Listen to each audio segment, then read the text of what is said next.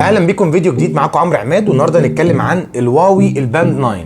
بص، قبل ما نبدا مش عايزك تسرح بخيالك وتتخيل ان هم عملوا ابجريد رهيب ما بين الباند 8 والباند 9، لان الحقيقه الفرق مش كبير.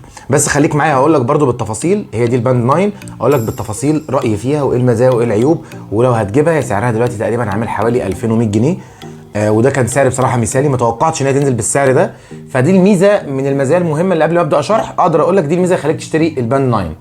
يلا بينا نخش في المضمون. لو هنتكلم عن الشكل والتصميم، فطبعا عارفين ان الباند 9 والباند 8 الاثنين كانوا بيتمتعوا بايه؟ بالشكل بتاعهم الانسيابي، الديزاين، السكرين الفلات، الرابر النظيف بتاع الحزام. بصراحه هما الاثنين ما كانوش بيختلفوا عن بعض كتير، فهي هواوي مشهوره شويه وشاطره في حته الديزاين بتاعها. لكن المختلف المره دي ان هما جم بلون جديد وهو اللون الابيض، بس هو طبعا مش متوفر معانا دلوقتي، وفي فريم ذهبي كده مخلي شكل الباند حلوه، وكمان تنفع فيميل مش بس البينك زي الباند اللي قبل كده كان اللون البينك بس هو الفيميل، لا الابيض دلوقتي ينفع فيميل.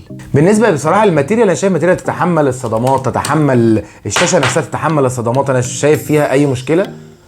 بص انا شايف ان هي تتحمل الصدمات، السيليكون بتاعها محترم يخليها تتحمل الخدش، لطيف جدا. ممكن كمان تغيره لان هو بيتفك من هنا.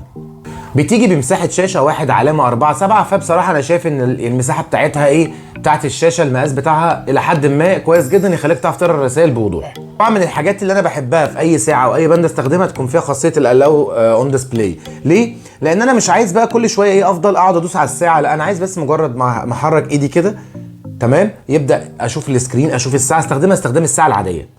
من الحاجات الجديده ان هي طبعا فيها سطوع تلقائي في الشمس، يعني بتيجي في اي مكان فيه اضاءه عالي السطوع بتاعها تلقائي زي الموبايل بالظبط، بيشتغل لوحده. طبعا ما بتدعمش المايك، لان دي الحاجه بتميز الساعات السمارت ووتش عن السمارت باند. تدعم اللغه العربيه، وكمان بتدعم الرسائل التلقائيه.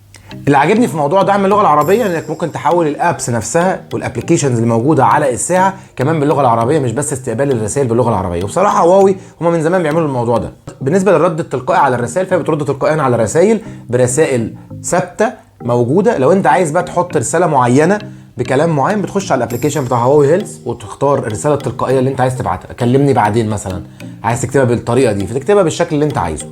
لكن التحديث بتاع انك تعدل الرساله بايدك، الرساله التلقائيه، ده مش موجود لو هتستخدمها مع ابل. طبعا هي بتشتغل على كل الانظمه، اي او اس، اندرويد، او حتى جوجل، بتشتغل معاه كويس جدا. بتيجي ببطاريه 180 مللي، فبتتشحن معاك مجرد بس تقعد ساعه. الاستخدام بتاع البندات الواوي او البندات عموما اللايف تايم بتاع البطاريه بتاعتها طويل، بتقعد معاك من 14 يوم لحد 9 ايام، ده المينيمم وده الماكسيمم. 3 ايام لو انت بقى هاريها الاون ديسبلاي وبتستخدمها كتير جدا، فهتقعد معاك 3 ايام بس.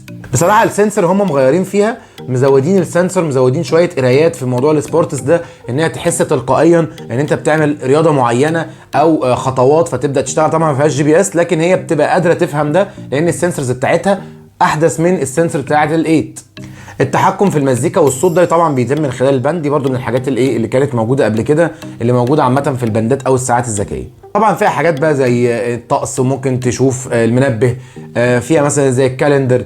الحاجه اللطيفه جدا فيها موضوع الباسورد. انا بحب اي ساعه او اي باند يكون فيها باسورد، عشان انا لو قلعت الساعه في اي مكان اقدر احافظ على المعلومات بتاعتي. طبعا انا كده شرحت لك باختصار اللي يخليك تجيب الباند 9 او ما تجيبهاش. بصراحه انا شايف ان انت لو هتجيبها 2000 جنيه كده بداوا يرجعوا لصوابهم. خلاص بقى موضوع الباند اللي ب 2700 وب 3000 خلاص بقى ما بقاش نافع. 2100 جنيه انا شايف ان بصراحه بدايه موفقه. هو لو بدا بيها ب 2100 جنيه وجه على الصفر راح نزل سعرها 200 جنيه كمان، بقت 1900 ولا حاجه، بصراحه ممتاز، مش عايزين اكتر من كده. بس لو عجبك الفيديو او لو جبت الباند وجربتها فاكتب لنا رايك في الكومنتات.